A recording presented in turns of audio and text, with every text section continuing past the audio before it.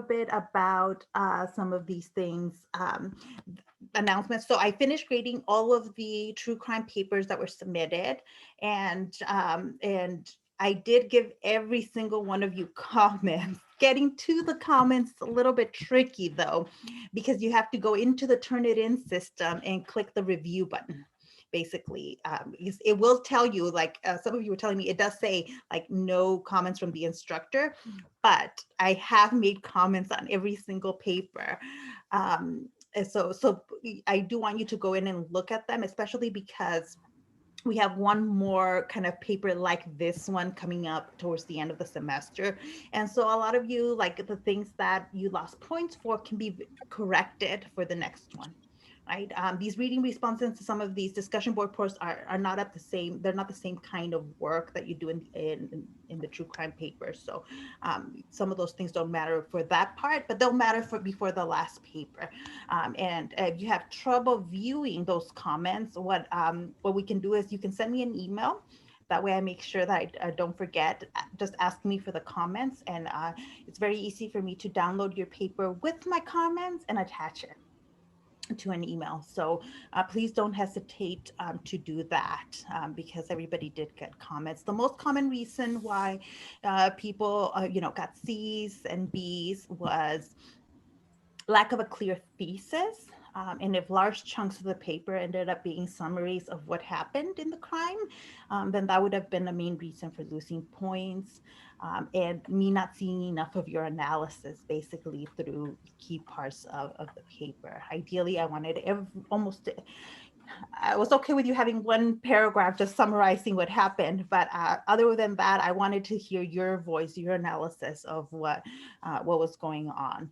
And some of you did so very beautifully. So thank you for those. Some of those were actually a pleasure to read. So nobody screwed up, nobody failed the paper. So so the other thing that I want to make sure I talk to you about is that.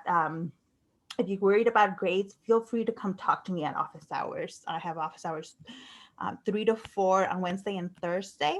The link is on our homepage for the for our Canvas course, but I can also email it again to you all, because you do get points. One of the assignments for the class is to come meet with me. So if you want to meet with me about the paper anyways, that's one way to also get some of those points done.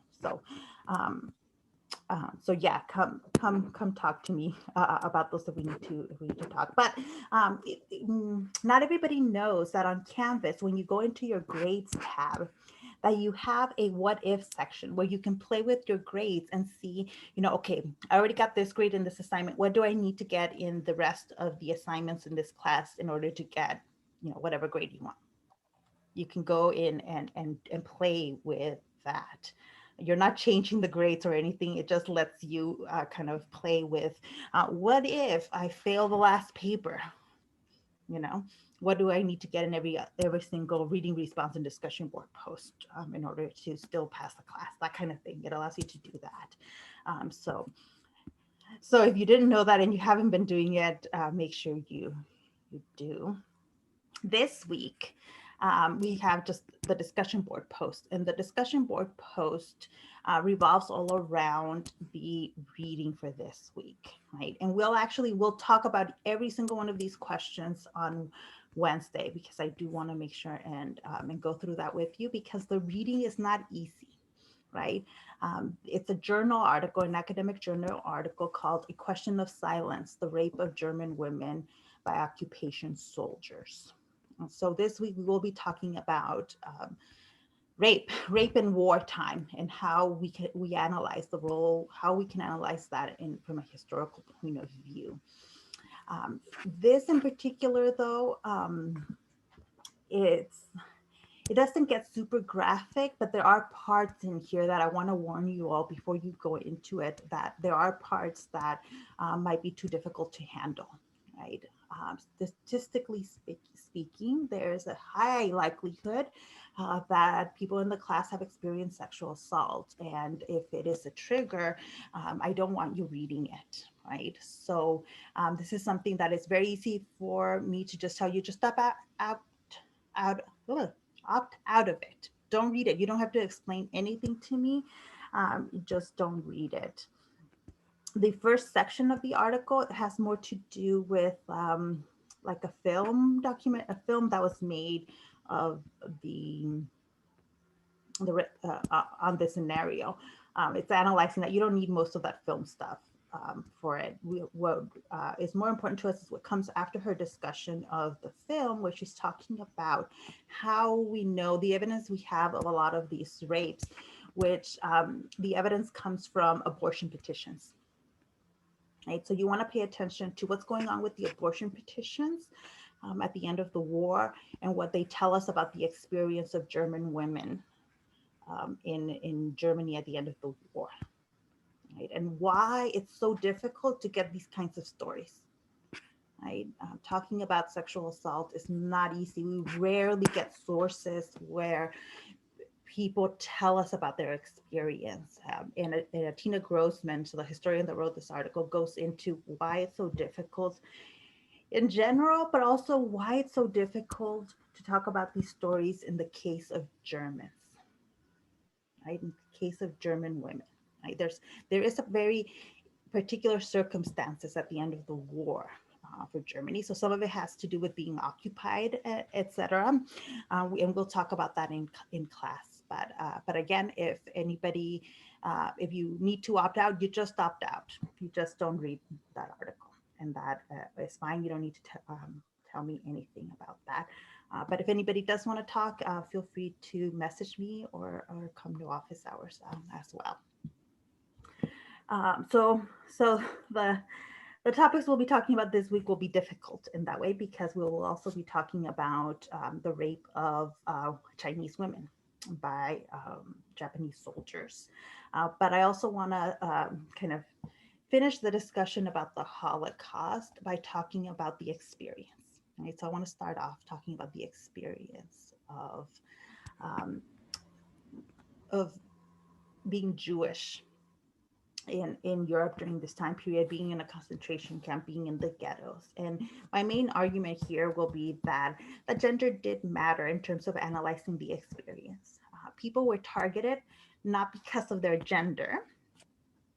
People were targeted, the Jewish population of Europe was targeted because of that ethnic background, right? That being Jewish was seen as an ethnicity, not even as a religion and ethnicity, and that's why people were targeted. But within that, right, and when you start analyzing what that experience was, that men and women did tend to have different experiences based on that gender identity, right? And that has only been analyzed in recent decades. Now we start looking at the Holocaust through these different lenses. And I am going to talk primarily about, a gender binary, male and female, and not because that those are the only categories. They are not. I don't have a lot of information on the experience of transgender Jewish individuals, about gender nonconforming people. All of that still needs to be analyzed a little bit more, and the scholarship needs to be published. So let's get started. Let me share my screen again and bring up the PowerPoint. Here we go. So the Holocaust experience, right? We know, we can very, very much say very clearly without much debate that it was not a positive experience, that it was an incredibly difficult experience, right? But the way that historians have delved deeper into that experience was, all right, how were victims treated, right? How did they react? How did individual people and people as groups react to what the camps were like, right? Is there anything anybody could have done to increase their chances of survival, right? In the context of a genocide, is there anything you can do to make sure you survive? The answer is going to be no. But one of the ways in which scholars have analyzed it is the way in which a lot of the behavior of Jews in the concentration camps looks like the behavior of children, right? The way you see the victims react to the way they're treated is mimics a lot of the what we see children act at infancy and early youth, right? Um, a lot of it has to do because how strictly regulated all bodies were in the camps, especially in the concentration camps, right? When you woke up was dictated, lights out was dictated. When you lined up for a head count was dictated. Where you worked, all of that was chosen for you, right? When people could go to the bathroom was strictly regulated in the concentration camps, right? Um, the way people were talked to, right, was like they were children. Prisoners used the familiar "du," which was the way in which people talk to children in German. That's not true, Professor. That's what do you mean that's I'm not true? sorry to interrupt. I Yeah, speak German. Du is just an informal. Sie is when you're talking to someone who is yeah, your equal or, a formal type thing.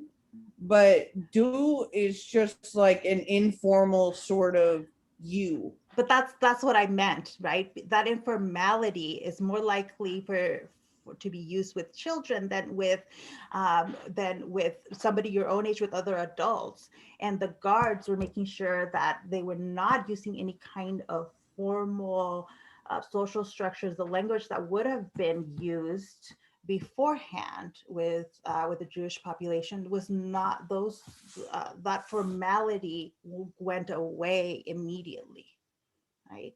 That's what I meant. So not that only with children you use the do form, but that it was this informality. People that would have been treated very formally outside of the camps or before, all of that gets lost, right?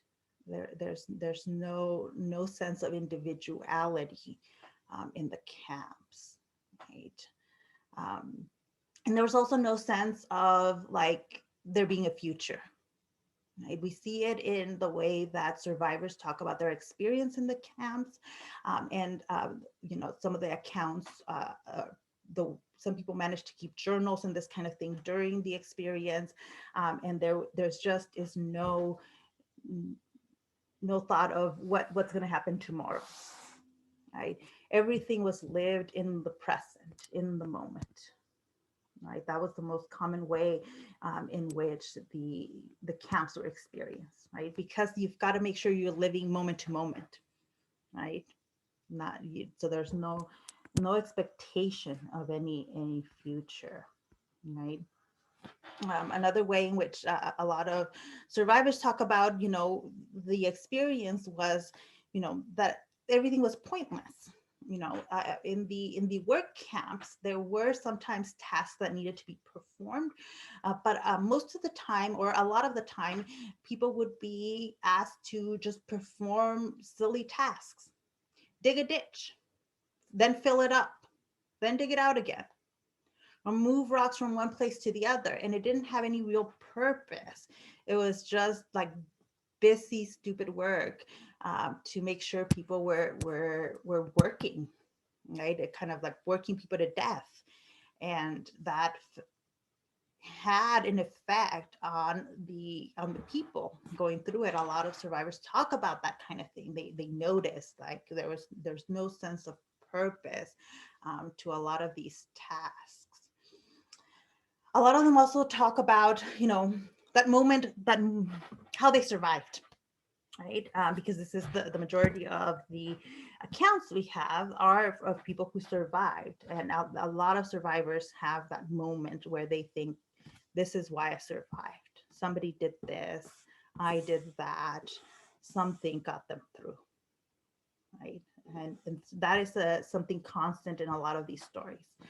So that feeling of being treated like children, with unable to make any decisions, without any hope for anything in the future, and that moment of survival. What? how they were able to survive. And sometimes it was little things, some mistake that was made that meant you ended up in the right line instead of the wrong line, or somebody actually doing something to help out. Right? So, somebody hiding you, somebody offering food, something that got people through. Is also common in the experience of it. Right. The other thing that a lot of scholars talk about when it comes to analyzing the experience of the Holocaust is that will to survive, right? So this contradicts the psychologist theory of like, well, the victims became childlike, right? Professor Teres Desprez talked about that it was not that the victims became childlike, it's that they had to. The way the camps were regulated, the strictness of it all, you had to just give into that in order to survive, right?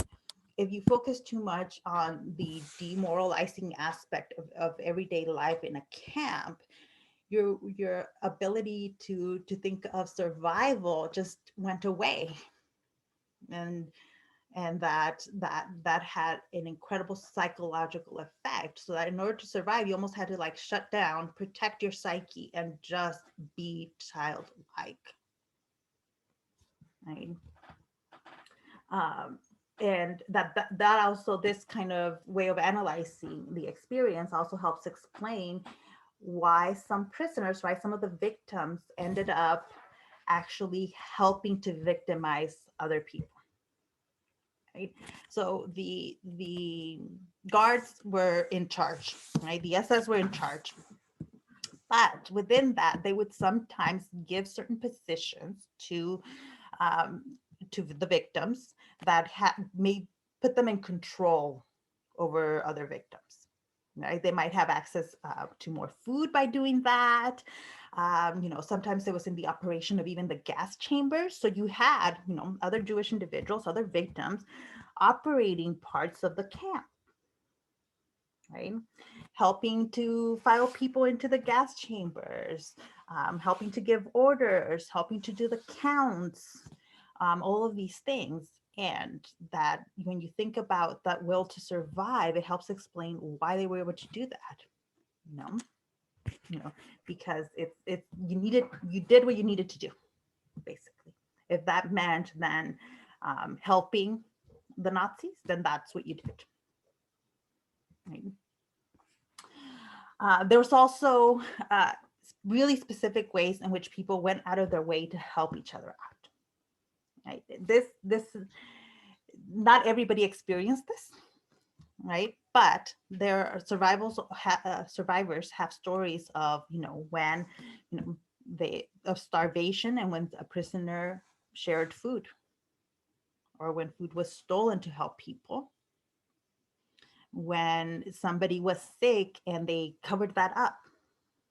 Because sometimes if you were sick and unable to do the work, then that was an automatic, that could be automatic ticket to the gas chamber.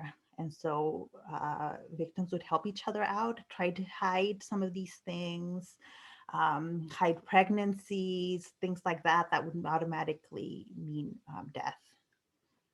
Right?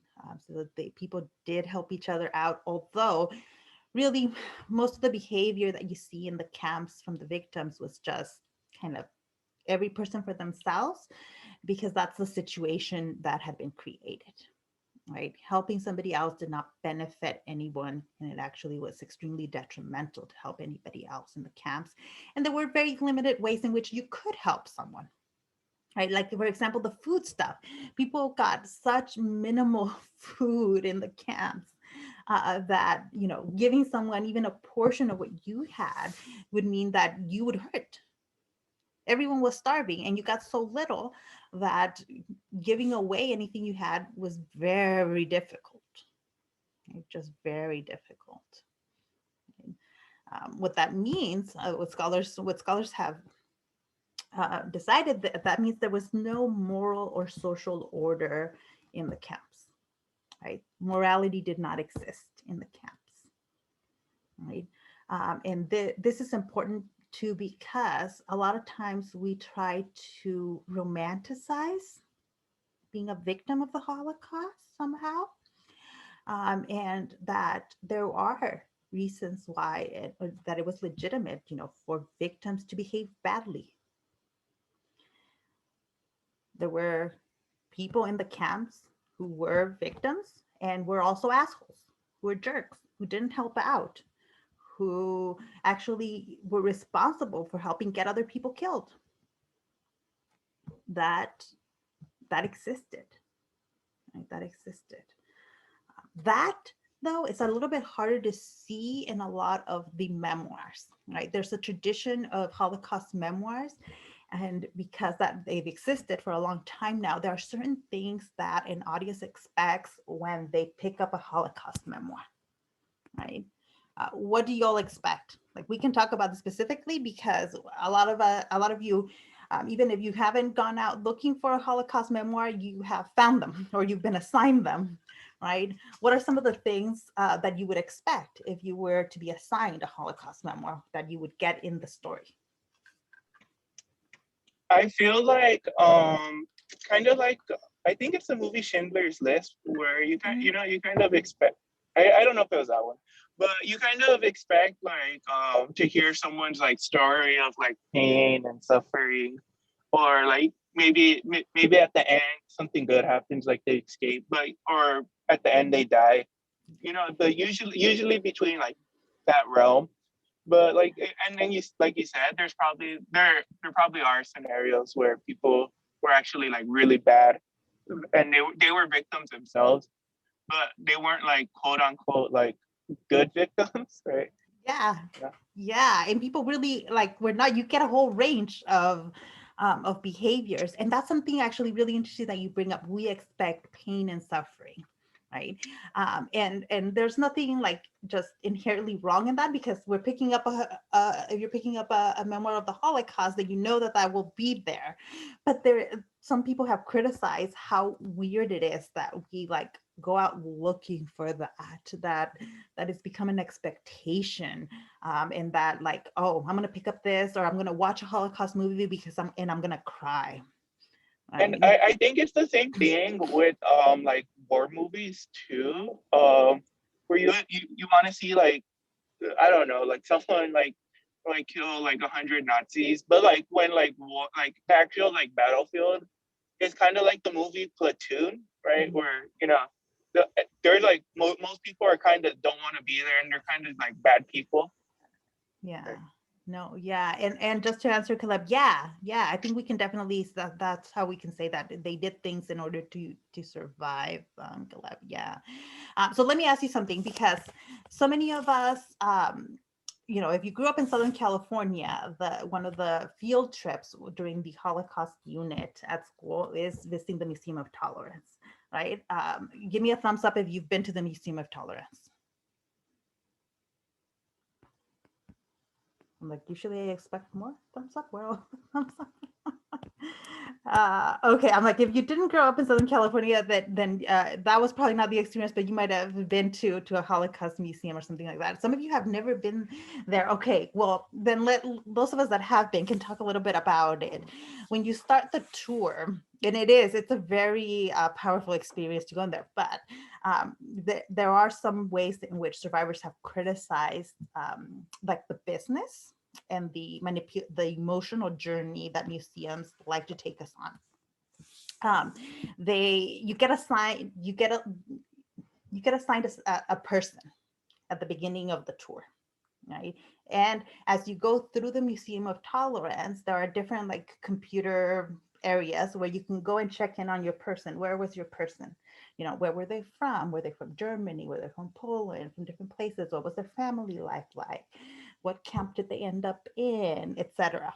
Right? Do you all remember that? Those of you who went to the Museum of Tolerance? Yeah, they Oh, give yeah. you a. Oh, sorry. Go ahead. Oh, you're good. I'm sorry. I just want to say, yeah, like it was really intense, right? And like I don't want to like spoil it, but like in the end, you just put the card in a machine, and then you find out What happened, if they what survived happened. or not. Yeah. Jeremiah, what were you gonna say? I was just gonna say the same thing. Yeah, they give you that little card with like a little picture, and then yeah, towards the end you put it in this little machine, and it's like they made it out, they didn't make it out. This is what happened to them. It's just kind of like, well, Yeah, and a lot of us remember that part, right? Like it's something memorable because it does end up impacting you to look at it from that, somebody you're following along at different points. And I don't think there's anything inherently wrong necessarily about that, but one of the criticisms that people have had of things like that at the Holocaust museums is that it's a kind of emotional manipulation. The idea is you're gonna come in here and you're gonna have a sad experience, right? And that as you go through it, right, this will have an impact on you. And for some survivors, so this isn't just other people looking at it. So some survivors think no, that the what happened on its own is enough, right? That you don't need to manipulate people in that way in order to get a reaction. Professor, Yeah. it's almost kind of similar to the readings where she was talking about the woman who was doing the documentary, and how she was trying to make all the women from the mass rape feel like victims. Like she was making women feel like victims and disregarding like everything else that kind of happened too, and what the women were involved in as well. Yes, exactly. That kind of way of trying to like kind of sanitize everything. Everything was just sad and horrible. Caleb, yeah. Yeah, I just wanted to share also, Dr. Kernan, about like my experience because I went in 2018, right? And it was really interesting because like it was towards the end of the tour, it's more like just that understanding of intolerance, and then like they bring up other Western perspectives, right? So like it talks about like, oh, xenophobia, right? They brought up like the Twin Towers briefly, and what was also really interesting is like how dangerous this can be, like a because I mean like a whole nation listened to one man, and then like an uprising began. All this intolerance, all this rhetoric of hate. And what was really interesting was that like they they briefly brought up the president at the time, right? The US president at the time, and I was like, oh shoot, like it was pretty compelling, that whole assessment. Yeah. And I'm like, and even if you've never been to the Museum of Tolerance, or even read a Holocaust memoir, similar thing in movies, right? In terms of the expectation that people expect to like get a moral lesson out of the memoirs, out of the museum experience, out of the films, right? It's like even cliche to the point where like if you make a movie on the Holocaust, you will get nominated for awards.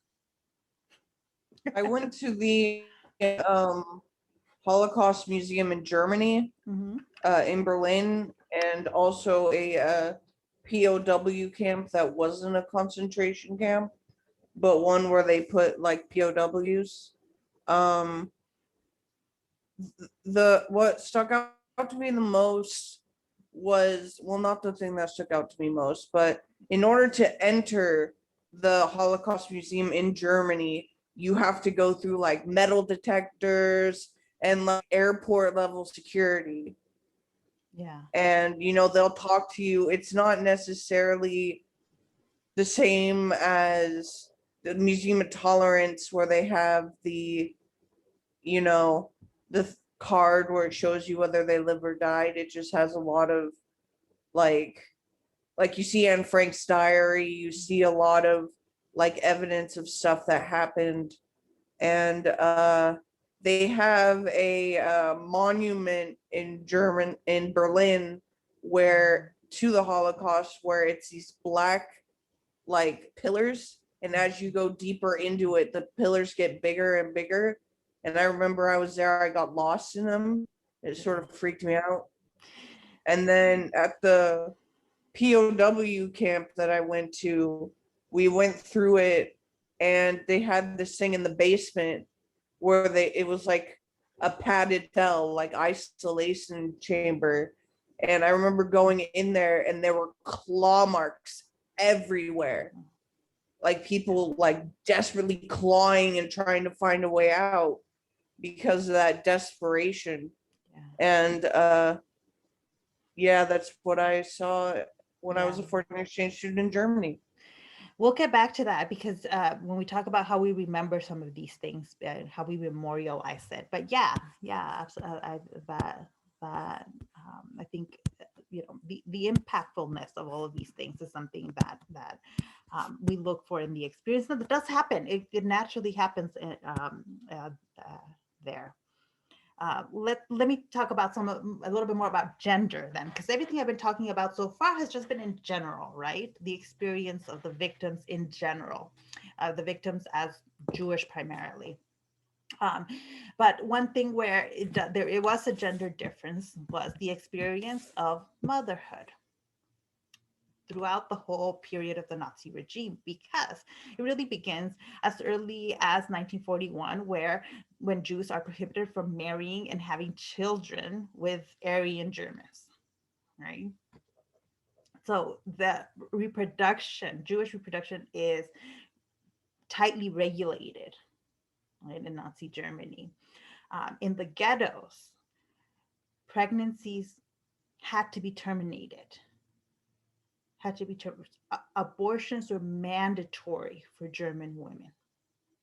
At the same time, it was illegal. Abortions were actually illegal for Aryan women, right? So this was part of the whole regulating the eugenics policies of regulating the genetics that would be allowed and not allowed. The idea was, nope, any new Jewish children had to be prevented. That's what we want, is Aryan children. And so this begins with prohibiting, restricting Aryans and Jews from marrying, from having children, right, to making it illegal to even have children. And then in the ghettos, when people's bodies were very tightly regulated, forcing women to have abortions, shooting pregnant women, right? Committing infanticide. There were women who became pregnant in the ghettos and could hide the pregnancy. There were instances of women who hid the pregnancy, but hiding a newborn infant is much more difficult than hiding a pregnancy, because babies cry. And they'd be found out, and then the children would get killed. They would be murdered, right? And that was something that, people who get pregnant, who were getting pregnant, that made their experience different than people who could not get pregnant, right? And it was a way in which gender begins playing a role in what the experience of individuals was, right? In the camps, in the ghettos, any person who refused to get an abortion was sent to the concentration camps, to the death camps. If they weren't immediately shot,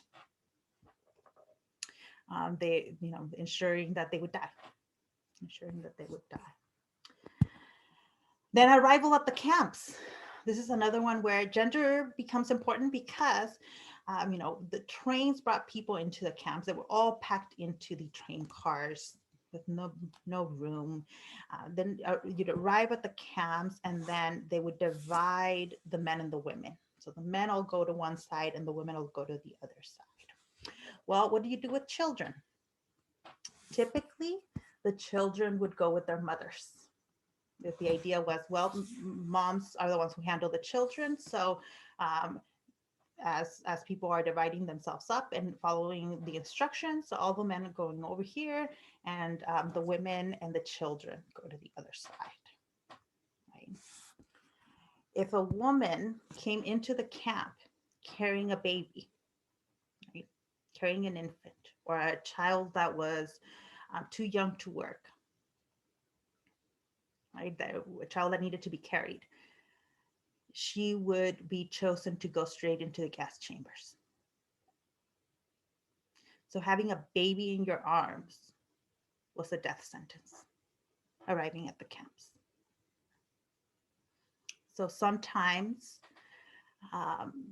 some of the victims themselves that were helping the Nazis organize this, because this is something where they did use Jewish people to try to organize some of this, would walk up to people and tell women carrying babies to give the baby to the grandma, to the grandpa, to give the baby to somebody else. Because the idea was that the older person, grandma, was going to go in the gas chamber anyway and give the baby to them so that the mother could survive. And that is something then that, there were, for some groups, there would be no warning, just, hey, you have an infant over there. But some people got the warning from other Jews that were helping organize the arrival at the camps, and they would be like, hey, give the infant to somebody else. And that is when mothers had to make a choice, right? They had to make a choice. Do you hold on to the baby and now you will both die? Or do you hand the baby to somebody else so that you can survive? Right? And it was a choice that was being forced on mothers or some people with babies. And there's no choice there, right? Like either I die with my baby or just the baby dies. And one of the things that some people have talked about is the way in which we expect mothers to be selfless. We expect mothers to be selfless and to sacrifice themselves for their children. But when you're in that kind of extreme position where it's either you both die or just the baby dies, mothers often chose to save themselves. And that is where women did not behave as mothers the way we expect them to. That is, again, that will to survive. It's like, the choice was you die or you live. And a lot of mothers chose to live. Right. And it's like, it's really depressing to think about, right? It's really depressing to think about because this choice was forced on them. But it does mean then that women with infants, mothers coming into the camps have a different experience than the men, right? The father doesn't have to make that choice, right? It doesn't mean that his experience is easier. It just means that the father of the baby doesn't have to make that choice of whether they live or die by keeping the children. Right? So there is something there then about the different experience of gender and being a parent during this horrible situation. Right?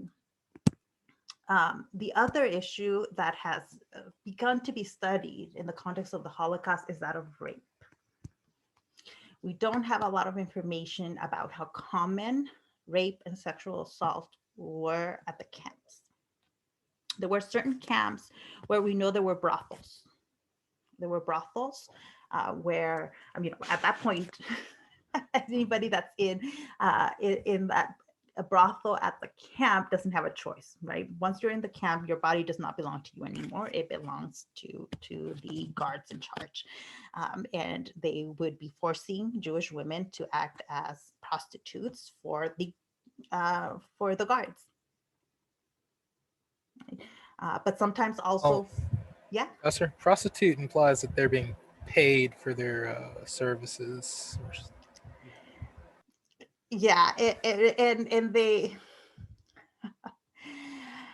they were not getting paid, but there were benefits that being in the brothel in the camp could get people access to food. And access to small comforts. That doesn't mean that that people had necessarily a choice. If you're doing it, like I said, your body no longer belongs to you. But this was a scenario in which some people would have chosen that in order to get access to food and to certain benefits. Small. I mean, we're And talking it about was a degrees choice. of horrible. No, it's not a choice, but it's that will of survive that if you have the option, right, that some people took the option of working and doing some of that. Right? And I'm not Well, saying every- it's I'm I not mean, saying it was consensual. It is absolutely not consensual. Go ahead. I just think anything done under duress isn't consensual. It becomes a question like that of when like in slavery, like there was no such thing as like consensual sex between a slave owner and a slave. There's no such thing as, I don't think it was necessarily a choice. I think No, they it's not. found the pretty ones, threw them into the prostitution, and it was like you didn't choose it, you got benefits. Like the children being having medical experiments done on them, they were generally treated better before they got into the experiments, but they didn't choose to be there. It wasn't an option. It wasn't like, hey, do you want to go die over there, or do you want to, come over here and have sex? No, So, absolutely. I do not it's the reason I titled that slide rape is because that's what we're talking about here. We're not talking about consensual relationships when you don't have any control over your body, and you don't if you're in a concentration camp. There's no consent. Same thing with slavery, right? We're not talking about consensual relationships here. We're talking about small degrees of options people might have had to try to survive, but we're not talking about consent. The other thing where we have some evidence of rape, right? So some of these brothels that they had in the camps, like not every camp had them. Not every camp, we don't have evidence of that occurring at every camp. But then we have small bits of stories about the ways in which guards would rape the women. Guards in the female side of the camps would rape the women. Sometimes even some of the Jewish prisoners who had some kind of status at the camp would also commit rapes. But these kinds of stories, what we have evidence of is really, really small pieces. We have somebody talking about it at some point. If they were able to keep a journal, survivors might mention something, but it's extremely difficult to get those stories of sexual assault at the camps to the point where we don't know how widespread it was. Right? We don't know how widespread the experience of rape was. And on top of it, we have a handful of male survivors talking about experiencing rape at the camps as well. Okay, those are even fewer. And so again, it's one of those things that it's difficult to see, to fully know what that was like, how common all of this was, and all of the dynamics there, because survivors don't talk about it. Most survivors will not talk about having experienced rape at the camps, especially male survivors don't talk about it, right? Sometimes you get it in the memoirs and the accounts of survivors, and it's usually them talking about somebody else's experience, not about their own experience. And it's something that historians that try to include some of this history, just like sources. For historians, we rely on sources that what people give us, and there's just not. It's something that becomes very difficult to talk about in history because of lack of evidence. Lack of evidence. So it doesn't mean it wasn't happening and that it wasn't widespread. It's just we don't have the evidence to how widespread it was. We know that it happened.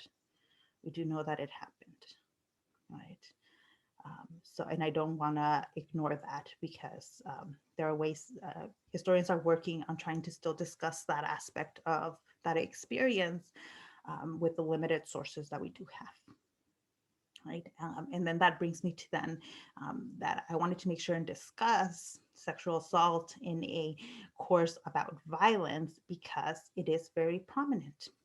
especially when we're talking about war, right? In instances of war, we tend to see instances of rape committed by all the armies, right? In the context of World War II, every army has instances of rape. So as historians, what do we do with that? How can we talk about it? Um, you know, how do we begin digging those stories out when people don't want to talk about it, right? Typically people don't want to talk about it because it's something that is it's all kinds of reasons. It's not something that is socially acceptable in a lot of places for people to talk about, having been survivors. Even now, with maybe some attitudes starting to change, it's still something that people feel judged about when they share those experiences. And so, when we're talking about World War II, it's very easy to see why survivors would not talk about experience being raped during the war, regardless of which army was doing it. It's something that's very difficult to get to. What historians have found easier to dig out evidence of is the instances of mass rapes that we know happened. There, we can't deny them. They happened, right?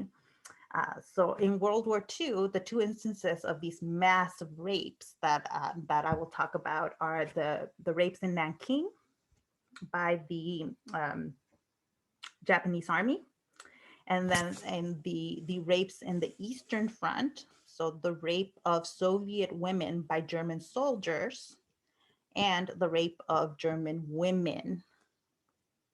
Did I get that? By the rape of German women by the Soviet soldiers.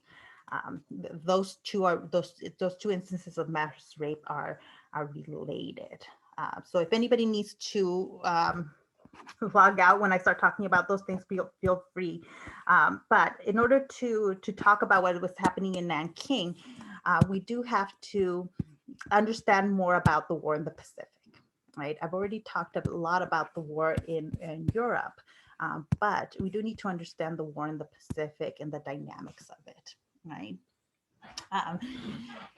Because there are common themes, but there are specific differences that allow us to better understand what was happening in the Pacific, right? One of the common themes is that the Japanese sought an empire, right? Just similar to what the Germans wanted in Europe. They want an empire, they want territorial expansion, right? They want more land. Japan is an island, it's very limited in terms of land, and so they were seeking an empire, right? What makes the story of the war in the Pacific different is that history of imperialism, of Western imperialism in particular, right? Of European powers, right, having been in control of a lot of land in Asia, right? And that imperialism was something that the Japanese felt that they had two options, two different ways of responding to Western imperialism, right? How do we respond to the Europeans trying to take all this land in Asia? Well, you either work with them. You can work with the Europeans, foster free trade, and basically give them what they want. Or you use force. You use force. What did Japan choose? Force. Yeah, so they felt they had these two options, right? Either you work with them or you use force. And so when we're talking about war in the Pacific, we are talking about Japan using anti-imperialist language and, trying to fight European imperialism at the same time that they are building their own empire, right?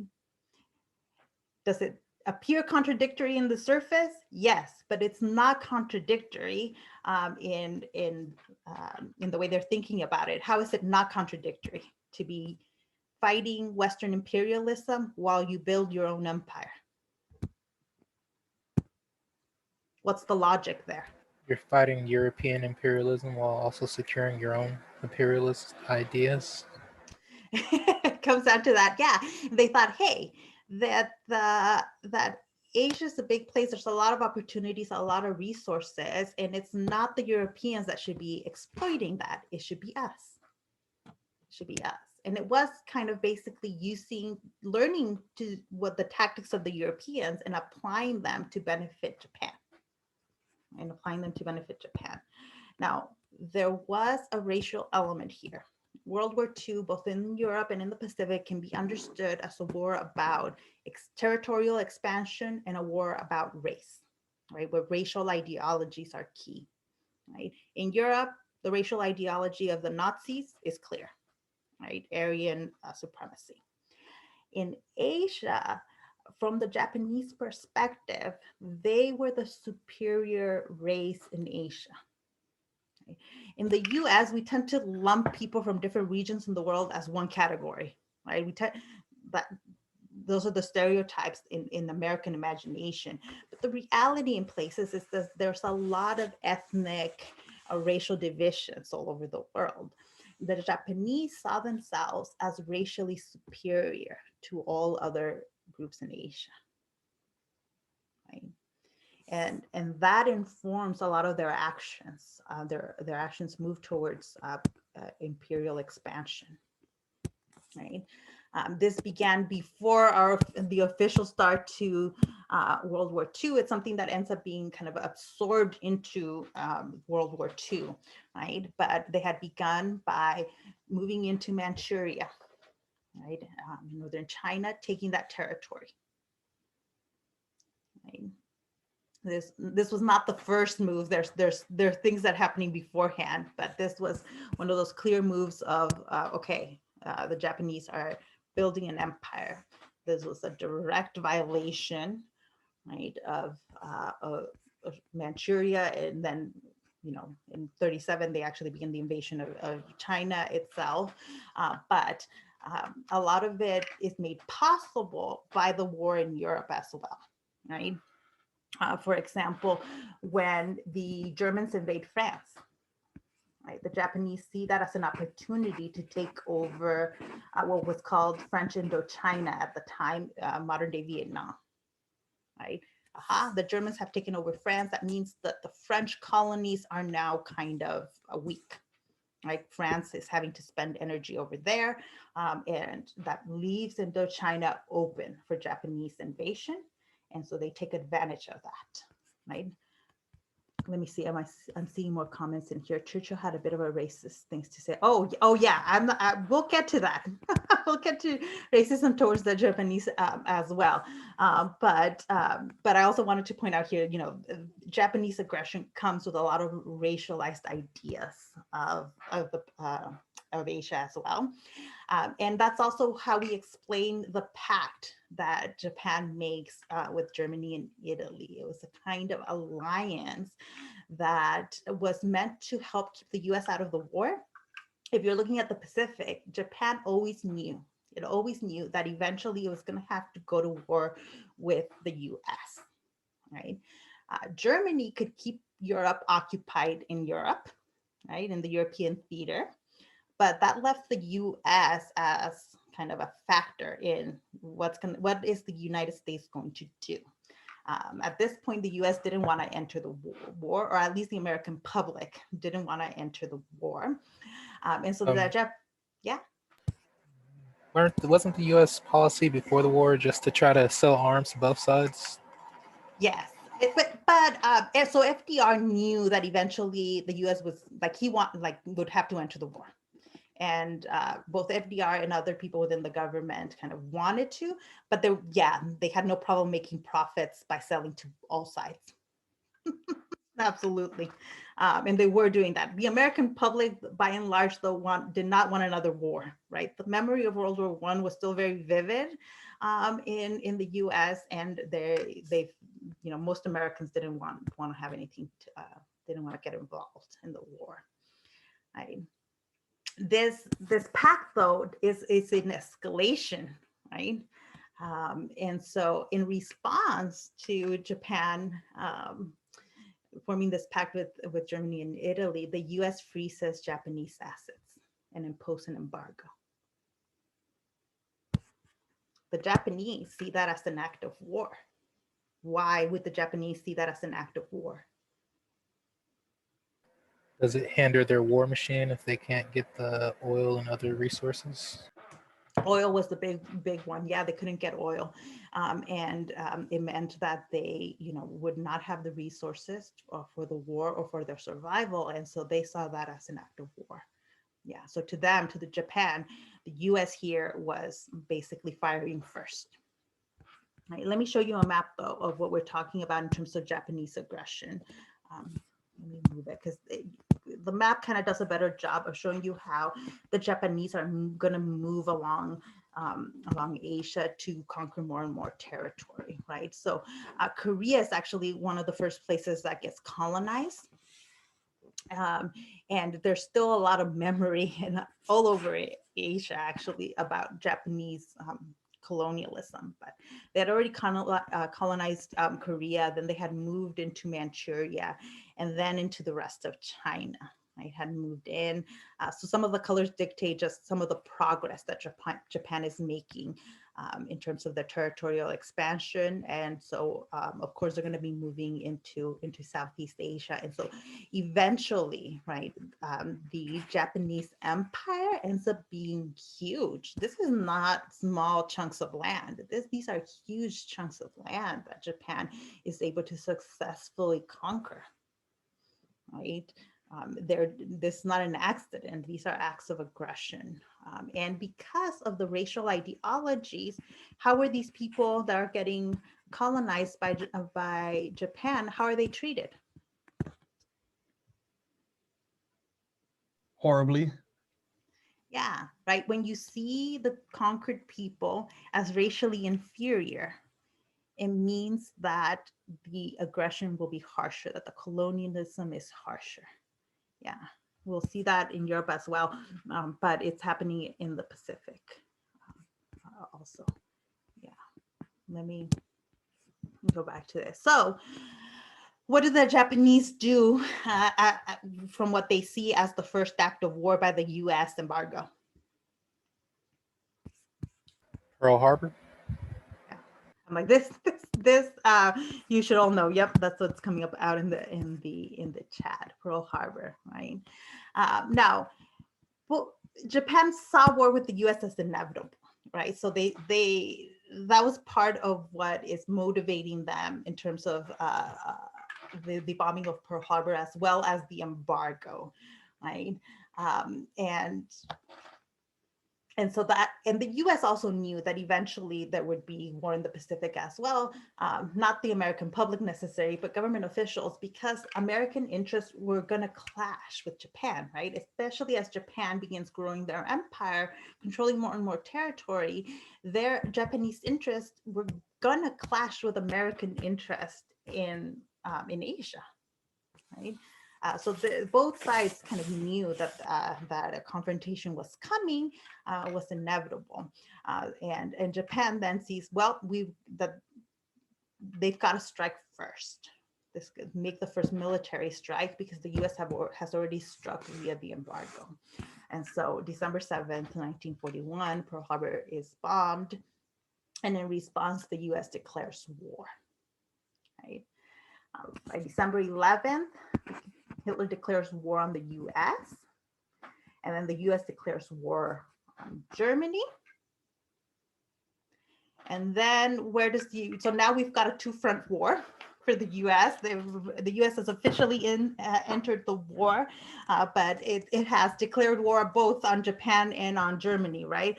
What's interesting here is, what's America's first move here? What's the focus for the Americans? Japan or Germany? Germany. Germany is the first focus. Then focus will also shift to the war in the Pacific, but initially the first focus and where most resources will go to is to the war in Europe. Right? I want to say that I said that the war for Japan is a war about race and territorial expansion, but the U.S. is coming to the war with very similar ideology, right? the Japanese expansion meant brutal war. But when we look at what the US does after the bombing of Pearl Harbor, it is very clear that the US also has racial ideologies that it's entering the war with. Oops, I don't have a slide for it, um, but the propaganda in the United States was also all about the racial inferiority of Japan. Right. And then once the decision is made to intern Japanese Americans in the US, that's a very clear decision based on racial ideology, but it ends up leading to a lot of propaganda about how to identify Japanese Americans. There were, at the time, China was an American ally, right? So there were actually a lot of Chinese immigrants, Chinese Americans in the US, the West Coast, that had to wear signs trying to tell Americans that they were not Japanese, that they were Chinese, because there was a lot of immediate violence after Pearl Harbor against Japanese Americans. Right? There was a lot of violence. We're seeing the waves of violence against different ethnic groups is very common in American history. So this is one instance of that in which, but Americans didn't know how to distinguish between different ethnicities, Asian ethnicities. And so anyone that looked Asian would be targeted by people. And so there was a lot of beatings and, you know, I don't have a picture on it for this class, but you can look online and see the pictures of like Chinese workers with the signs on them to try to prevent violence against them at the same time that Japanese Americans are being rounded up and placed into internment camps. Right. So when I talk about race being a key motivator, key element of World War II, I'm not just talking about Nazi Germany and Hitler, I'm also talking about Japan and the US, right? About the racial motivations there. Right? And it's not the only way to analyze World War II. I'm going to stop and I'm not going to go into the Nanking yet. I'll save that for Wednesday. But you know, World War II has been analyzed so much, and every generation finds different ways of analyzing World War II. For the purposes of connecting these stories, I'm saying that, I'm talking about race and territorial expansion, because that will inform these instances of mass rapes in both the Pacific and in Europe. But it's not the only factor. Right? It's just one of the key factors that we see when we analyze World War II. Right? Yeah, we really love World War II, right? So, and a lot of what I've talked about in terms of World War II, I think is kind of the standard stuff in which we talk about World War II. When talking about the mass rapes of women during World War II, I'm hoping to bring in a different perspective, a different way of analyzing the war. But the racial element is not a new element, neither is the territorial expansion. Those are very traditional ways of looking at World War II. Yeah, I will stop here. And I forgot to load a clip of something funny, but I will have one after Wednesday, because the discussion on Wednesday is going to be very difficult when you're talking about, why certain groups of women are targeted, why they were sexually assaulted, why they were raped. It's not, I don't find that easy to talk about. Right? I don't find that easy to talk about. And so this week for sure, you need to have something fun or funny, some comedy to watch after this class, because it's not fun. Right? Even those of us that like analyzing war and all of this, it doesn't mean that it's fun or particularly pleasant to discuss. So I will stop here. I'll stop the recording.